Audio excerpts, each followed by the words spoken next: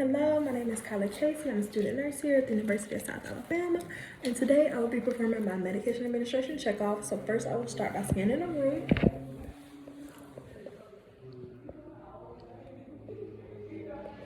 Alright, so when I am in the medicine room, I want to make sure that I'm in a quiet-free area. I will not partake in any conversation that is unessential to my medication administration. I will not answer any phone calls. I won't partake in any messages. I won't partake in any text messages, and I will limit my conversation with colleagues. So first what I'm going to do, I'm just going to compare my patient care order form to my MAR.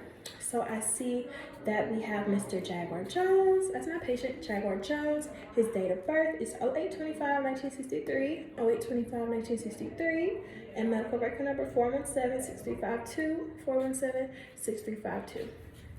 So now I'm going to compare my first checkup accuracy. All right, so we also see that Mr. Jones is allergic to penicillin, and he is allergic to penicillin. Okay, so now beginning my first checkup accuracy, we're gonna see that we have our correct patient, Mr. Jaguar Jones. Mr. Jaguar Jones, he will be getting the medication of heparin today. So I see heparin on my patient care order form. His right dose will be 5,000 units, 5,000 units. His right route will be subcutaneously, and the right time will be every 12 hours, every 12 hours. All right, so now that I have compared those, I will now just be working strictly off of my MAR. So now that I know Mr. Jones' rights and also the right indication for heparin, heparin is used as a blood thinner and to prevent blood clots. So now that I know all of my rights, I will perform hand hygiene.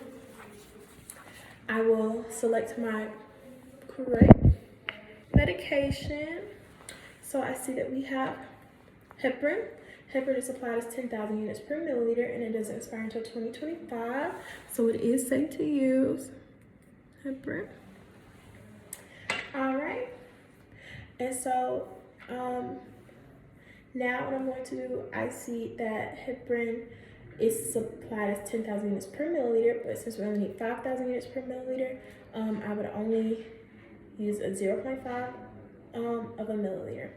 So now I'm going to verify that it is the right time. So I see that Mr. Jones has not had his heparin in the past 12 hours, which means that it is now time to give him the medication.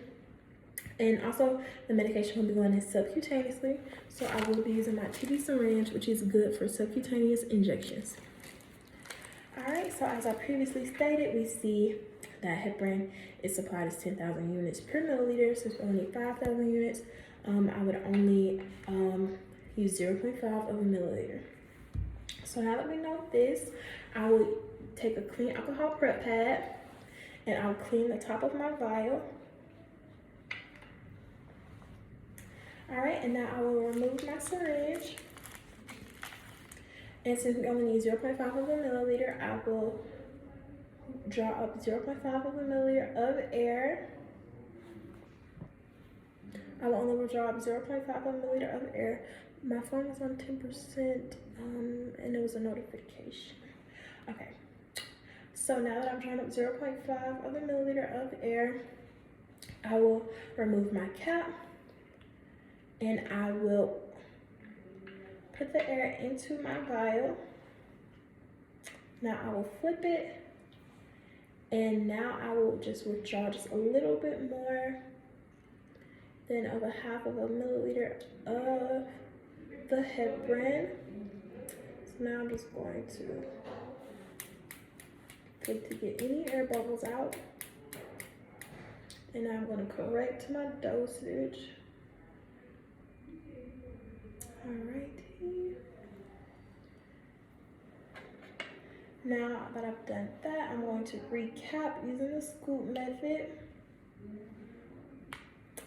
Alright, and I do have 0.5 of a milliliter. I will verify this calculation with another nurse to be sure that that is correct. So now that I have my medication in my syringe and I have my vial, I will now compare that again to the MAR for my second check of accuracy. While I do my second check of accuracy, I will write a label to go on my syringe for when I take it into my patient's room. All right. So we see that we have our patient name, which is Mr. Jaguar Jones. So his name will go on here, Mr. Jaguar Jones. He will be getting heparin today. So heparin is his medication that will go on my label. And he will be getting the right dose, which is 5,000 units, which will also go on my label. It is going in subcutaneously, which is why I have my TB syringe here. And it will go in, it will be administered every 12 hours, and I see that it has not been given in the past 12 hours. And also the right drug is heparin, which is what I have in my syringe and my vial. So now I'll take this label and I'll place it on my syringe. So now that I have my syringe of medication and my vial of medication, I will go into my patient's room, knock on the door, perform hand hygiene. Then I will verify that this is my correct patient using my MAR. When I went into my patient's room, I did bring my vial, my syringe, and my MAR. So now I'm going to verify that this is my correct patient using the MAR. So I see that we have Mr. Jaguar Jones on the wristband. His date of birth, 08/25/1963, 08/25/1963. Medical record number, 417-6352, 417-6352. I also see that Mr. Jones is allergic to penicillin, which he is allergic to penicillin. I would also ask if he has any other additional allergies that I should know about before administering the heparin to him today. Once I ask if he has that, hopefully he would say no. Then I'll perform any necessary pre-administration assessment, such as checking vital signs or pulse rates before administering my heparin. So once I have done the pre-assessment, I will do my third and final check of accuracy. So I'll compare my vial, my syringe to my MAR. So I see that we have Mr. Jaguar Jones. Mr. Jaguar Jones is on my label. He will be getting the drug heparin. So heparin is what I have in my syringe. Heparin is what I took out of the vial. His right dose would be 5,000 units, which is equal to 0.5 of a milliliter, which is what I have in my syringe. It will be subcutaneously, which is why I'm using a TB syringe today, and it is every 12 hours, and it has not been administered to him in the past 12 hours, which means that it is time to give him his medication. So once I've done my third and final check of accuracy, I will explain to Mr. Jones. Mr. Jones, today I will be administering to you 5,000 units of heparin subcutaneously. Heparin is a blood thinner. It helps prevent blood clots, and I will be giving it to you in your abdomen. So once I've explained the procedure to Mr. Jones, I will get him in a comfortable position. I will raise the bed to a comfortable working height, lower the side rails. Now I will don my clean gloves and my goggles.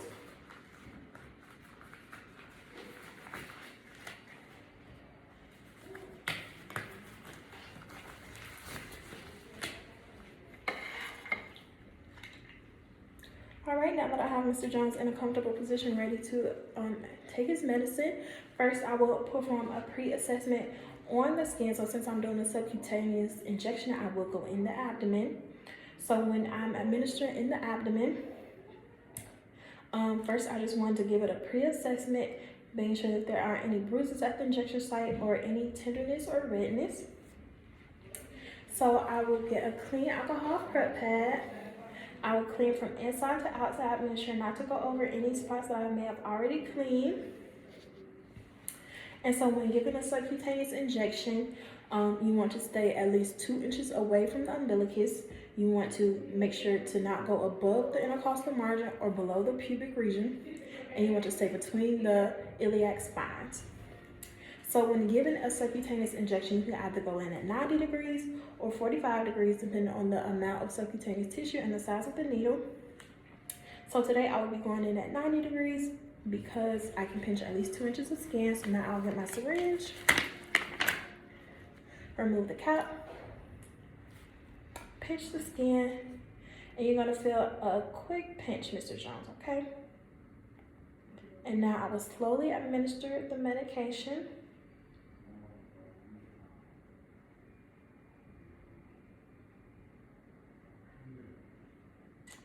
Alrighty, I will dispose of that in my sharps container. I will gently press down, giving it a little pressure at the injection site, being sure not to massage. So once I've given Mr. Jones his shot, I will get him back in a comfortable position. I will lower the bed to the lowest position, raise the side rails. I will observe him for any allergic reaction, if he may have one, to the heparin. I will remove my sterile glove. I'll remove my clean gloves, glove to glove, skin to skin.